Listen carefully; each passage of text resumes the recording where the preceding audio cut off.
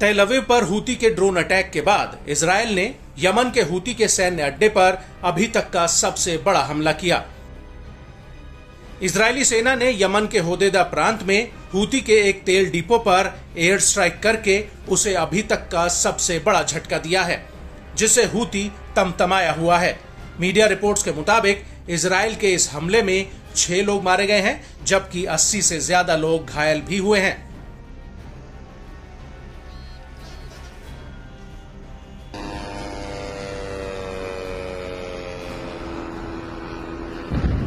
इस हमले से पहले हूती ने तेल अवीव में एक ड्रोन हमला किया था, जिसमें एक इजरायली की मौत हो गई थी। लेकिन इजरायल के पलटवार के बाद हूती और इजरायल के बीच एक नया फ्रंट खुल चुका है।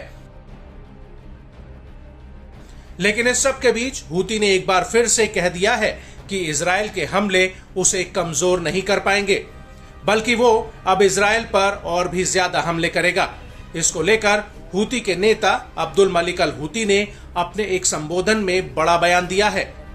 अल हूती ने कहा कि यमन की जनता इजरायली दुश्मन से सीधे भिड़ने के लिए तैयार है और वो दृढ़ और बहादुर लोग हैं। अल हूती ने अपने बयान में आगे कहा कि इस हमले से इजरायल को कोई फायदा नहीं होगा और ना ही ये हूती द्वारा किए जाने वाले हमलों को रोक पाएगा।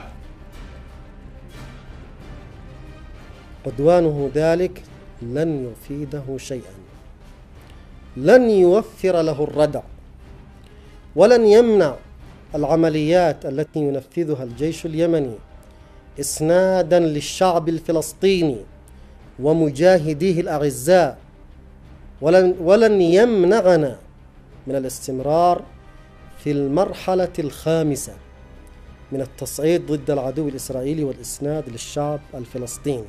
العدو الإسرائيلي سيخسر ويفشل ويجر على نفسه المزيد من المخاطر، وعلى الإسرائيليين المغتصبين لفلسطين أن يقلقوا أكثر من أي وقت مضى، وأن يخافوا أكثر من أي وقت مضى، وأن يدركوا أن قادتهم الحمقى والعدوانيين المجرمين يجرون عليهم المخاطر أكثر وأكثر।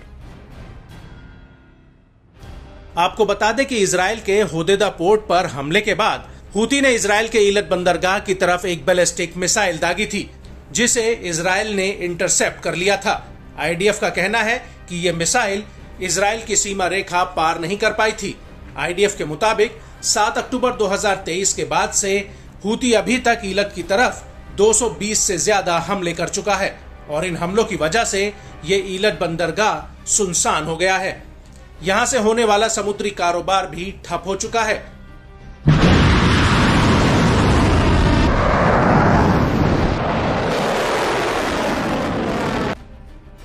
और इसकी वजह से यहां पर ऑपरेट कर रही शिपिंग कंपनियों ने अपने 50% स्टाफ की छटनी कर दी है और अब इस बंदरगाह पर सिर्फ 120 लोग ही काम कर रहे हैं। बड़ी बात यह है कि हूती के इन हमलों से ईलत को काफी नुकसान हुआ है। इजरायली मीडिया हाउस यजेट एरोनॉट का कहना है कि ईलत को करीब $1 करोड़ 40 लाख का नुकसान हुआ है।